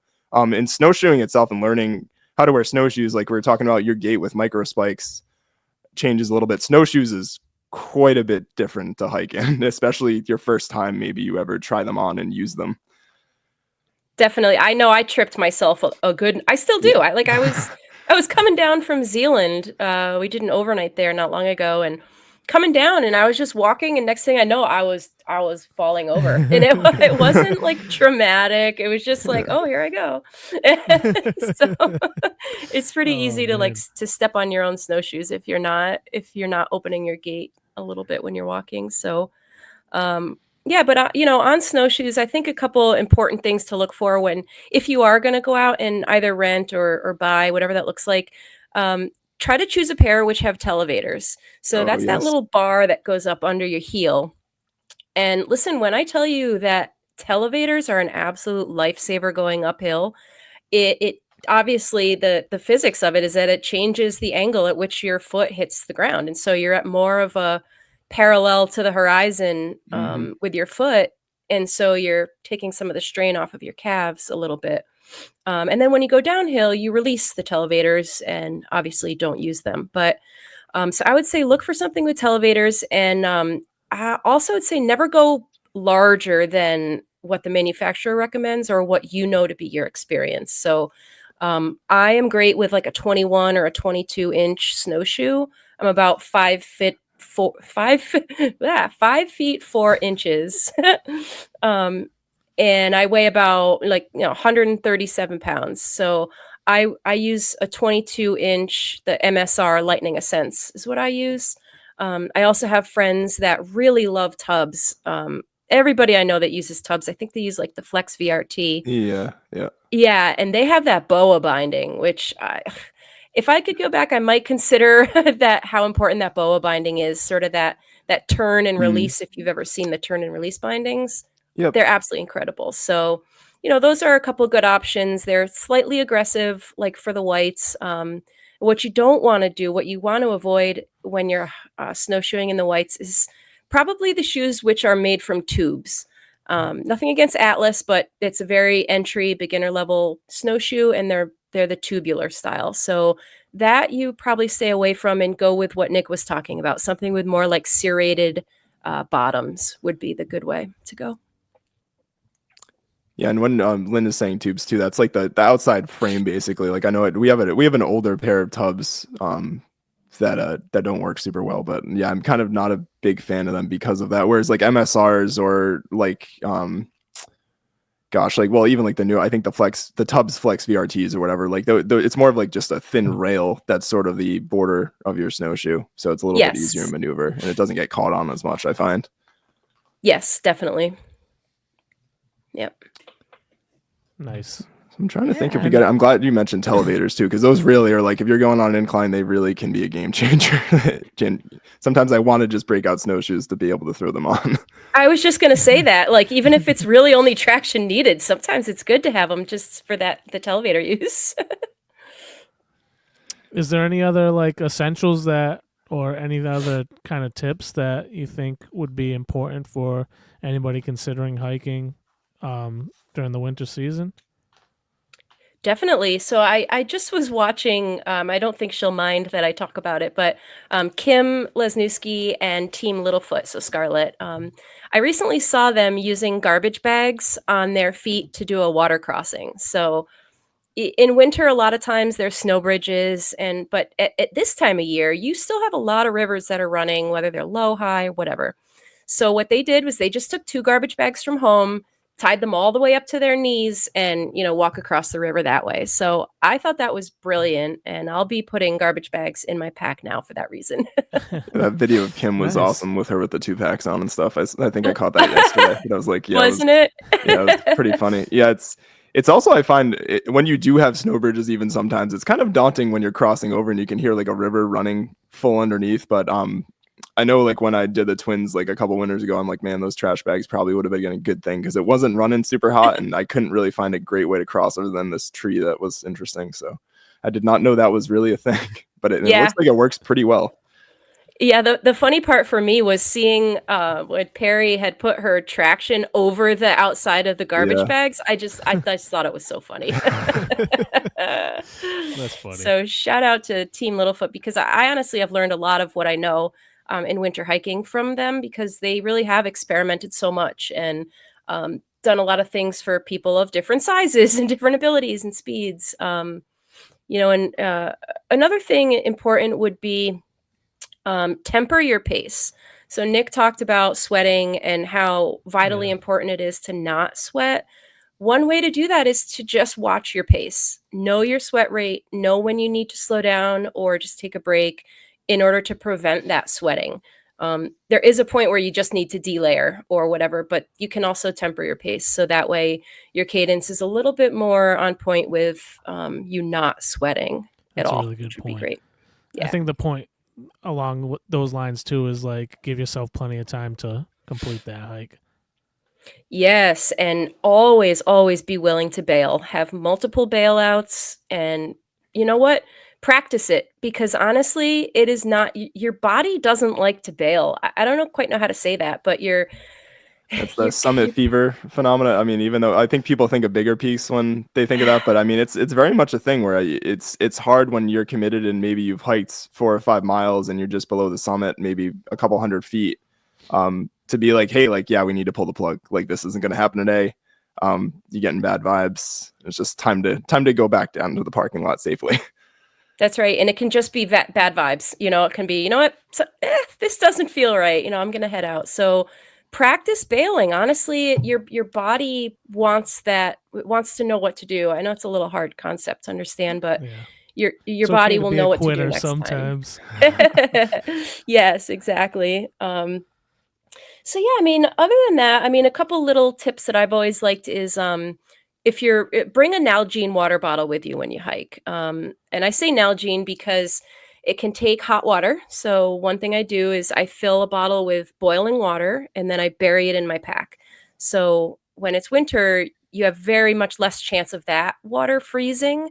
So that'll get buried in between my extra puffy and my extra clothes. And it starts out boiling. So when I get to it, sometimes it's honestly still warm and it feels good inside.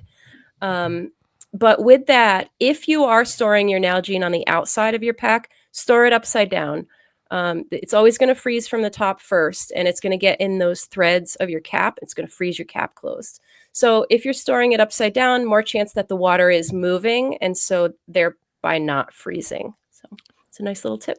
Yeah, that's a straight up pro tip. If you start storing your water bottles upside down, you have an inkling of what you're doing.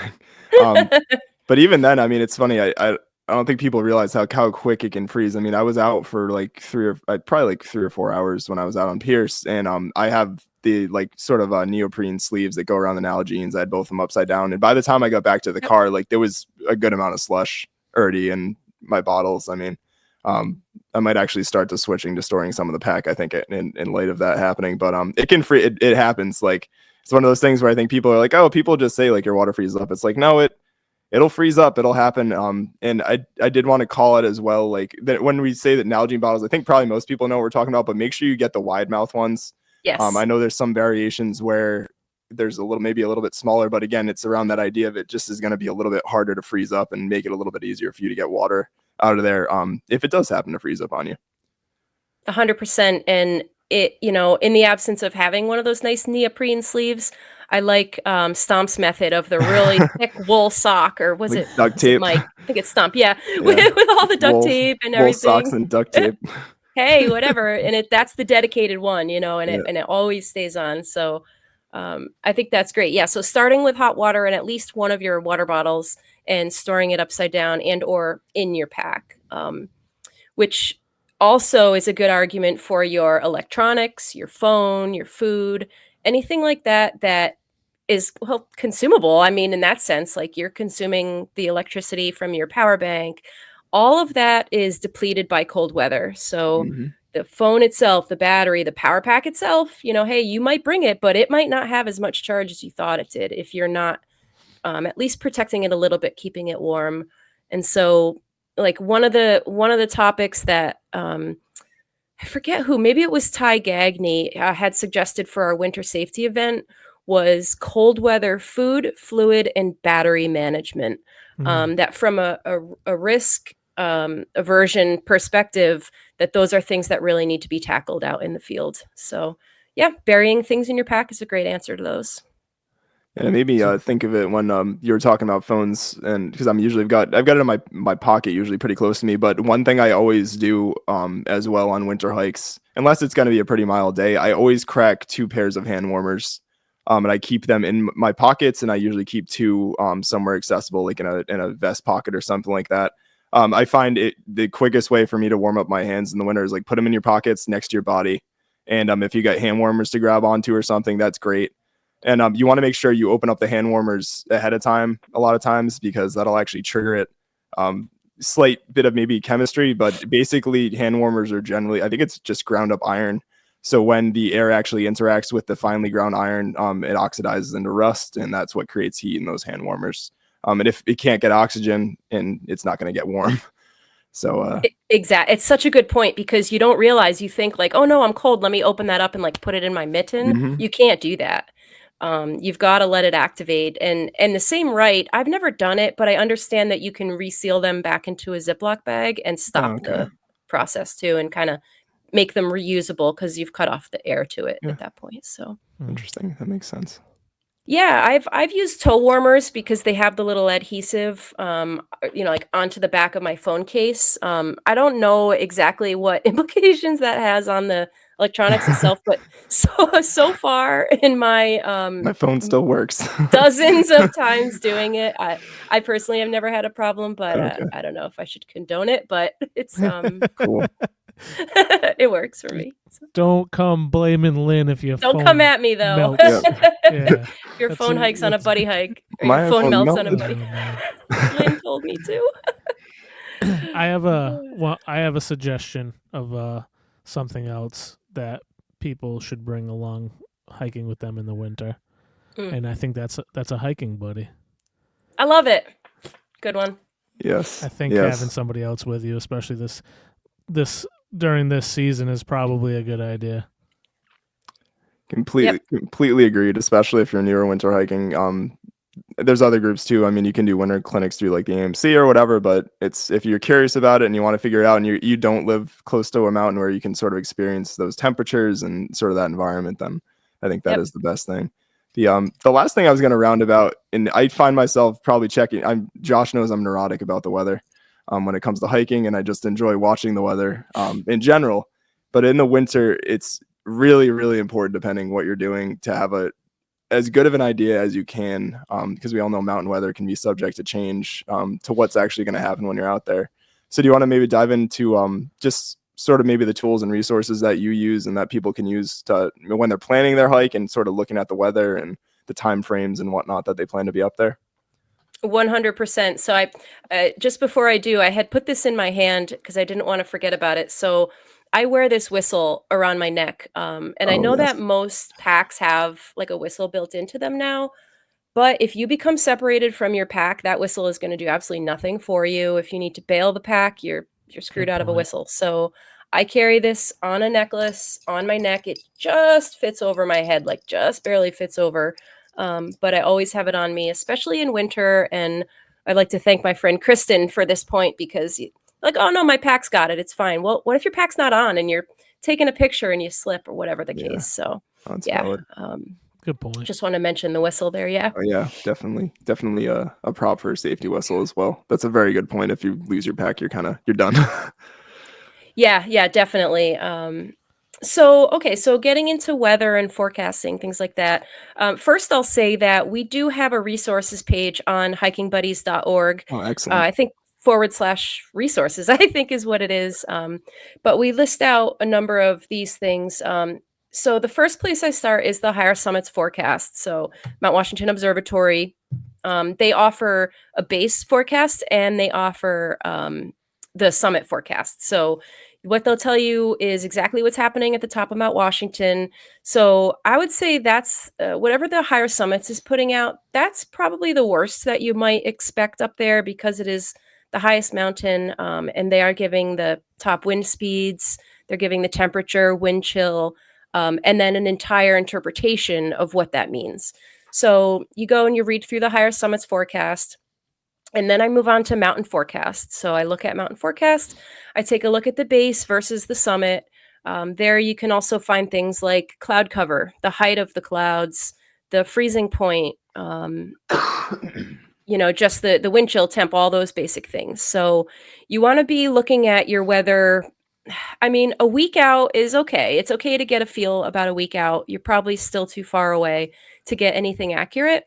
But once you're moving into those 3 days before, 2 days before, that's when you should be checking weather every day. Get a good feel for what is trending, what is staying the same, what might be the variables that are changing over the last few days. And just keep track of both of those sites. So Mount Washington Observatory and Mountain Forecast. So I'm looking at those two for weather. Then I'm looking at New England Trail Conditions, which offers user-fed data on the trails themselves, which admittedly I need to be better with. I don't post any reports there, but Same. I've done a few, but it's a New Year's resolution. I'm going to try to post. All right, Nick, more you and reports. me, we're going to be accountability buddies on this. I'm going to say, did you post on New England You Trail did Conditions? post, didn't you? Sure. Yeah, sure I did. But I know that I use it and I want to give back in that way. And I know how important the user data is. So I'll go to New England Trail Conditions, get a feel like, hey, did they use snowshoes? What was the pack like? How many icy spots were there? What were the slabs? Things like that. So take a look at those, and then you can go in further. Like you can look at the USGS for water tables. You can find out how fast the water is going, at how many cubic feet per cubic. Yeah, some cubic meter feet, something like that. It's a volume measurement. It's cubit. Yeah. Meters cubed. But basically how fast the water is flowing and the depth of the water. So you can get a feel for what the rivers are doing near you. And if it's really fast moving, you might be able to make a generalization, and it's early in the season that there's probably not a snow bridge there yet, for instance. And you really need that user data to know how strong the snow bridges are over the water. Generally, it takes a while. It's not usually at this point in the season where I'm still testing snow bridges as I go across them with my trekking poles. So between that and then the other one, there is a snowpack website. I think it's called GNAR, GNAR. Yes, I've been meaning to mention that on here. Yeah, I think it's NAR. Google it right now, like NAR.com or something. So that one will give you snowpack details. I'll link this NAR map, and it's NAR map. Yep. Yeah, I'll link that in the show notes for everybody. But that's a really good map. I'm glad you mentioned it. Yeah, definitely. So if you give yourself a good roundabout all around effort at looking at weather forecasting, water tables, snowpack, you can infer what it's going to be like, but you can still not predict changes. Anything can change on a dime, and so you should always be prepared for the worst situation. And honestly, you should be prepared for 24 to 48 hours out there, especially in winter conditions. God forbid anything happens, you just twist an ankle. You're stopped for 5 minutes up there. Like Nick and Josh, you guys know how cold it gets very quickly if you're stopped. Yes. Fast. And one of the things that rescuers and Fish and Game would say is that one of the biggest factors between surviving that time and not is insulating yourself between you and the ground. So that's either a closed cell Z mat, the Z rest mats, or an inflatable mattress, but you have to get yourself off the ground and insulated. So that can make an hours and hours difference, along with a good bivy sack and your proper emergency gear, because you could be waiting 4 to 12 hours for rescue if something happens. So you've really got to be 24, 48 hours prepared if you're more than a few miles out, I feel like, Yeah, absolutely. I mean, even if you carry, like I don't have a mat big enough for me to lay out on, but even if you got something at least you can sort of sit on, if you had to sort of cuddle up on and huddle on if you had to, but you're going to preserve a lot of your body heat by not sitting on frozen ground or frozen rock. And I find it's just nice in the winter if it is a nice day and you want to sit down, makes a nice little seat mat for you too as well, so you're not getting all frosty and whatnot and wet. It's beautiful if you just want to have a snack or eat lunch. Pull out your little pad. Like I have a small one from Gossamer Gear. I think it was like $7 or $8. It's about like this big, and I can just sit on it. It's perfect. Stuff it right back in my pack. So I do also carry a larger, like a Z Rest or a inflatable, but that's just for sitting. I love that little guy. Cool. Yeah. The only thing I wanted to mention on weather, if you want to get more in depth too, and again, this is all the data that whether you're looking at AccuWeather to the Mount Washington Observatory forecast, but if you do go on the NOAA, the NOAA weather.gov site, they have point forecasts for most of the mountains. You do need to pay attention to the point that they give you, because frequently it's not actually like, say, at like 4,200 feet, like the one for Pierce, I believe, excuse me, I was looking at this weekend might be around 3,700 feet. So you might know like, hey, it's going to be a little bit colder or maybe a little bit windier than this is forecasting, but that'll give you a pretty good hourly breakdown of maybe how a weather front's pushing through. Like, for example, this past Saturday, the wind chill was changing by about 10 degrees within about 2 or 3 hours in the morning as the sun was pushing through, which that's why, again, like hiking in the afternoon is probably optimal. But there's a lot of scenarios like that, I find, in the winter especially, where you might have a 12-hour kind of window between snow or whatever, and it can make the difference between a good day and a bad day and when you hit that mountain. Absolutely. And one thing I didn't mention yet was the Mount Washington Avalanche Center. So you may not think that you're in avalanche territory. You may not be in avalanche territory. There have to be certain conditions for it to be that. I think it's between like 34 and 42 degrees slope is your kind of prime avalanche slope. So you really have to look at slopes and conditions, but you can get a good summary at MWAC, Mount Washington Avalanche Center. I've had the privilege of speaking with the director, Jeff Fonjami, over there. Cool. In fact, Hiking Buddies on our YouTube channel, we have a YouTube. I do have like a virtual presentation he did called Peak Precautions. And if you were just interested in learning a little bit about avalanche education, what to look out for, how to educate yourself, you could go to the Hiking Buddies YouTube and take a look at that. Awesome. Well, we've got a lot of stuff to link in the show notes tonight. That's Cool. writing down and making notes and stuff. do. Yeah, we got a lot of good content and material. We got more. I think we got more conversation that we need to have with you too. I think this was great especially for the winter season coming up. But I think there's a lot more in depth of a lot of different things that we could talk to you about. There's so much to talk about. I mean, it could just be never ending. Sure. Well, thank you, Lynn, for coming on. Is there anything you kind of wanted to shout out or plug before we round it out here? Geez, such a big question. No, just I want to, thank Hiking Buddies for everything that they've done for me. I know I'm a part of it, but I feel like the community is just second to none. And at times in my life when I've really needed people, I've been down, I've been grieving, I've been hurting, whatever that looks like. It's really been Hiking Buddies and friends that I've made through Hiking Buddies that have helped me carry through. And so I just want to thank everybody, the entire community, for even just welcoming me and welcoming the leadership and everything that Hiking Buddies brings. So that's great. That's awesome. Where can the people find Hiking Buddies?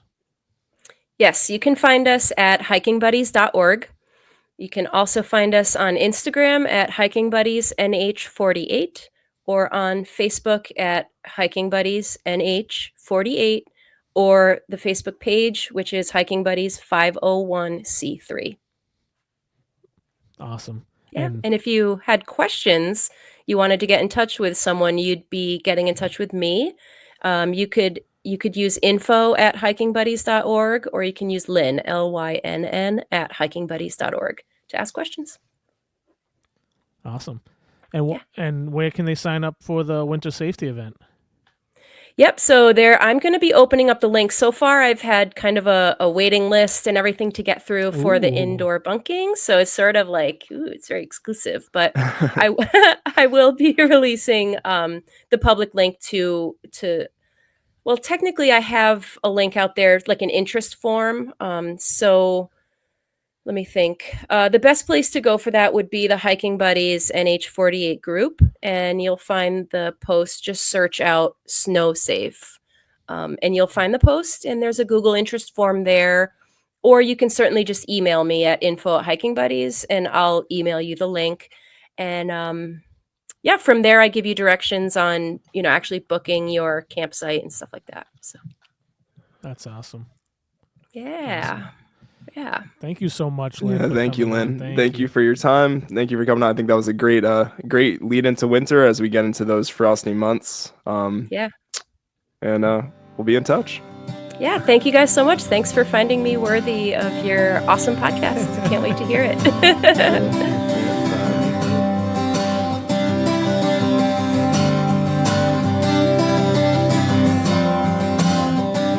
All right, so tonight's descent is brought to you by Adventuristic Clothing. Adventuristic is a clothing company by our good friend Lori, and what better time to pick out some nice hiking-related and nature-inspired clothing than Christmas time. Right now, we still got time for Christmas. You're down to the wire. I'm sure you still can get things in before Christmas, maybe at a bit of a pricey shipping option. But the good news is, if you want to go over to adventuristic.com, and you use code PUDSPOD, that's PUDSPOD, you can actually get 20% off your first order and free shipping. So that's pretty sick.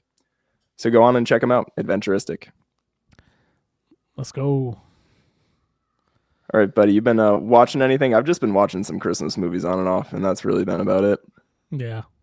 No, I haven't been watching anything, but I do have something on my wish list that I would like to watch. And that's the new animated Lord of the Rings movie, the Lord of the Rings: The War of the Rohirrim. Interesting. Yeah, so I wanna check that out. You know, I'm a big time Lord of the Rings guy. Oh yeah, yeah. And I'm a big time anime guy. So it's perfect. Perfect marriage. You just there. you just mash them both together, dude, and I'm all over it. So yeah. I think that's in theaters right now. So I might. It's like a full up movie. Oh yeah. Oh, okay, yeah, I didn't know. I've not heard of it. I've not heard of it yet. Do you live under a rock? Is it? Probably. I'm okay with it though.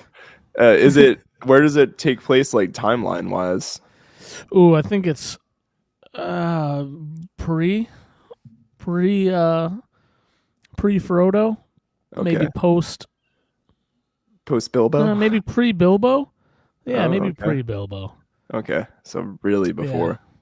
Yeah. Okay. Yeah, if you can, it's all right. Let me pull it up. Now you got me. Okay. Now you got me interested. Now we need to know. Oh, the Lord of the Rings fans are going to be stoked. Yeah. 183 years before the events of the War of the Ring. Oh, okay, so that's way back there. Yeah. Yeah. I say knowing nothing about the timeline other than the movies and the book. So it's before that. So pre Bilbo. Cool. Well, that's exciting. I think I might check that out too. Got to get Melissa to go. She'll do it. Man. She likes Lord of the Rings too. Once you guys get married, you're like, no, you like Lord of the Rings now. You like it now. You like it now. But I don't really. No, you like it now. You like it now. Yeah. You just come along for the ride. It's part of the package. I'll buy you treats. Some popcorn. Oh gosh. You want to get into a hypothetical, sir? Yes, sir. Let's get into one.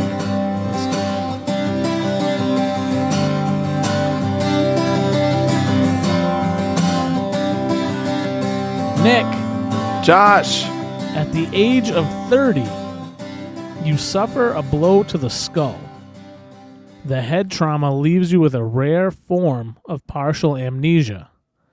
Though you are otherwise fine, you're completely missing 5 years from your life.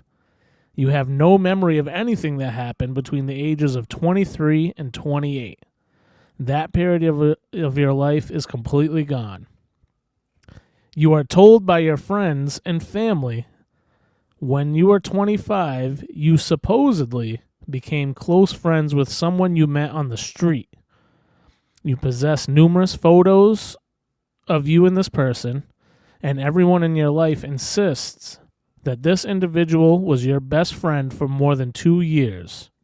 You were allegedly inseparable. In fact, you find several old letters and emails from this person that vaguely indicate that you may have even shared a brief romantic relationship. This is so weird. This is such a weird one. I love it, though. But something happened between you and this individual when you were 27, and the friendship abruptly ended. And apparently you never told anyone what caused this schism, so it remains a mystery to all. The friend moved away soon after the incident, wholly disappearing from your day-to-day life, but you have no memory of any of this. Within the context of your own mind, this person never existed. There is tangible proof that you deeply loved this friend, but whenever you look at his or her photograph, all you see is a stranger. 6 weeks after your accident, you are informed that this person has suddenly died. So the question, Nick, how sad do you feel? not sad. I mean, by the way they just described it, it's like a complete stranger. You have no recollection. So Yeah. I don't know if like retroactively, if you read the letters and all those things like that and photos, like you might be like, oh, I feel bad. Like I might feel a little bad, but like how can you have no emotional connection to them at all, right? Because of that accident. So I think that's the big thing is like because you don't have the emotional connection, you can't feel sad. Maybe that makes me not very empathetic in this situation, but yeah, maybe you can weird. Still feel sad. Yeah, I think I'd feel bad, right? But I wouldn't be like bawling. I think the level of because it says how sad do you feel, so it's not like you're not going to be as sad as right.